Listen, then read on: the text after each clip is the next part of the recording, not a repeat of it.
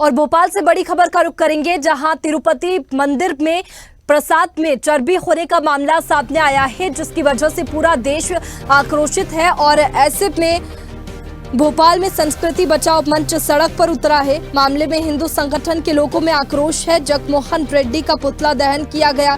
संस्कृति बचाओ मंच ने रेड्डी पर एफआईआर की मांग की गई है। मामला सामने आने पर भोपाल के साधु संत भी भड़के हुए हैं। और इसी पर ज्यादा जानकारी के साथ अनिरुद्ध हमारे साथ में लाइव जुड़ चुके हैं। अनिरुद्ध, तिरुपति मंदिर के प्रसाद में चर्बी होने का मामला सामने आया है, जिस वजह से पूरा देश आक्रोशित है। कहां तक ये चर्बी होने की सच्चाई सामने आ रही है?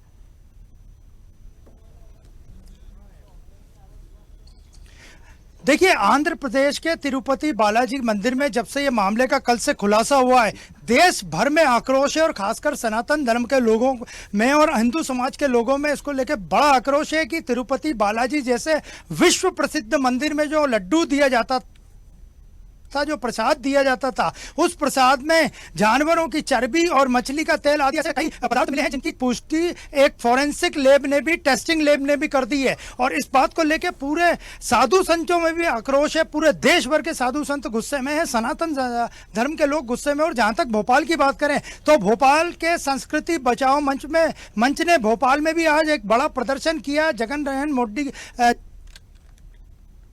जगनमोहन रेड्डी का पुतला जलाया और उन पर एफआईआर करने तक की मांग कर दी। और मंच का साफ कहना था कि इस तरह की चीजें सनातन धर्म के भले से वो तिरुपति बालाजी मंदिर हो या कोई भी मंदिर हो, उसमें बर्दाश्त नहीं की जाएगी। और हम उन्हीं से बात करते हैं। संस्कृति बचाओ मंच के चंद्रशेखर तिवारी हमारे पास हैं। क्या विरोध क्या है आपका?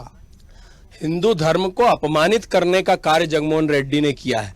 जगनमोहन रेड्डी ने भगवान का प्रसाद जो कि भोग होता है, जो कि एक कण उसका हम पाके अपने आप को सौभाग्यशाली भाग्यशाली समझते हैं, और उसको पवित्र करके आपने भगवान को भोग लगा दिया। उसमें मांस मिलाकर, उसमें मछली का तेल मिलाकर। और कितने हिंदू धर्मावलंबी जो सात्विक होते हैं, जो शाकाहारी होते हैं, उनको भी भ्रष्ट करने का काम तुमने किया। और भगवान को भोग लगाकर हमारे हिंदू धर्म को अपमानित करने का काम जो जगनमोहन रेड्डी ने किया, के खिलाफ रासुका की कार्रवाई होनी चाहिए। उन्हें जेल की हवा खिलानी चाहिए। मुस्लिम तुष्टीकरण की नीति इसमें नजर आती है। जो कांग्रेस के लोग गाय को चौराहे पर काट के पका के खा सकते, वो किसी निकृष्ट मानसिकता का परिचायक है। उनकी मानसिकता की कोई प्रतिकृति। लेकिन तिरुपति मंदिर में जो प्रसादी बनती थी वो एक ट्रस्ट बनाता था। ट्रस्ट टेंडर जो है गवर्नमेंट के द्वारा किए गए थे। जो टेंडर हुए थे उनमें ये पाया गया। बाकी अन्य सरकारों के राज्य में तो नहीं हुआ। जब कांग्रेस की शासन आया तभी ये क्यों हुआ। और तभी जो है वेंकैया नायडू ने जो है इसके जो वहां के पूर्व मुख्यमंत्री चंद्रबाबू नायडू, उन्होंने जांच आपत्ति उठाई और जांच हुई तो उसमें फॉरेंसिक लैब में साफ निकल के आया।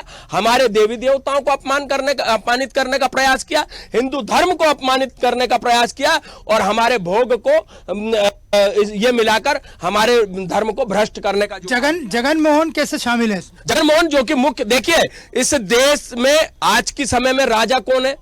प्रधानमंत्री। जब राजे महाराजे का टाइम होता था, अब प्रधानमंत्री देश का राजा है। जहां का मुख्यमंत्री वहां का उस प्रदेश का राजा है। अगर यहां का मुख्यमंत्री तो यहां का राजा है। तो इसलिए जिम्मेदारी, अगर प्रदेश में कोई भी घटना होती है और सरकार के रहते होती है, इतनी बड़ी स्थान। क्या तिरुपति बालाजी मंदिर के शुद्धिकरण की आवश्यकता है? देखिए, तिरुपति बालाजी के मंदिर को तो शुद्धिकरण हमारे धर्मावलंबी, हमारे धर्मगुरु करेंगे ही। और जिसने ये कृत्य किया है, वो उनका क्या होगा, उनके परिणाम क्या होंगे, आपके सामने होगा। आने वाले समय में पाप का घड़ा भर चुका है। और कांग्रेस को यह सोचना चाहिए कि सिर्फ मुस्लिमों को खुश करने से काम नहीं चलेगा। हिंदू धर्म को अगर साथ लेके नहीं चले तो जीवन में जिस प्रकार हो उसी प्रकार रहोगे। तो आपने देखा कि ये थे संस्कृति बचाओ मंच के राष्ट्रीय अध्यक्ष चंद्रशेखर तिवारी। उनका साफ कहना था कि मंदिर के शुद्धिकरण के साथ जगनमोहन रेड्डी पे भी एफआईआर दर्ज होनी चाहिए, क्योंकि उन्हीं के कार्यकाल में यह प्रसादी का टेंडर हुआ था और प्रसादी बनना शुरू हुई थी। बिल्कुल अनिरुद्ध, जिस तरीके से वाईएसआर हाईकोर्ट पहुंची है और मंदिर ने भी जांच कमेटी का गठन किया है, लेकिन इसके बाद में अगर कोई स्टैंड नहीं लिया जाता है तो क्या कुछ स्टैंड आगे रहेगा इनका?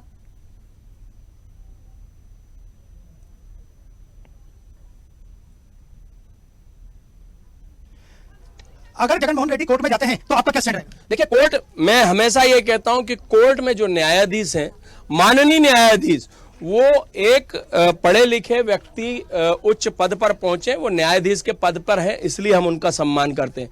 कोर्ट में भी कभी कभी सोचने की बात होती है कि किस प्रकार के निर्णय हो जाते हैं, तो कोर्ट में जाने से कोई मतलब नहीं है, उनके खिलाफ कार्रवाई होनी चाहिए, नहीं तो हिंदू समाज उनको रहने नहीं देगा, हिंदू समाज जगह जगह उनका बहिष्कार करेगा, उनके खिलाफ राष्ट्रीय सुरक्षा अधिनियम की कार्रवाई होकर उन्हें जेल की हवा खिलानी चाहिए। अगर जगनमोहन पे एनएसए की कार्रवाई नहीं हुई, केस नहीं लगा, तो मध्य प्रदेश में संस्कृति बचाओ मंच आंदोलन, देश नहीं, पूरे देश में हिंदू समाज को जागरूक किया जाएगा और धर्मावलंबी हमारे जो धर्म गुरु हैं उनको साथ में लेकर जगह जगह उनके खिलाफ प्रदर्शन किया जाएगा, कांग्रेस के खिलाफ प्रदर्शन किया जाएगा। संस्कृति बचाओ मंच का यही कहना था कि अगर जगनमोहन के खिलाफ एफआईआर दर्ज नहीं होती है या उन पे एनएसए नहीं लगाया जाता है तो संस्कृति बचाओ मंच न केवल पूरे मध्य प्रदेश में बल्कि देश भर में इसको लेके बड़ा आंदोलन छेड़ेगा।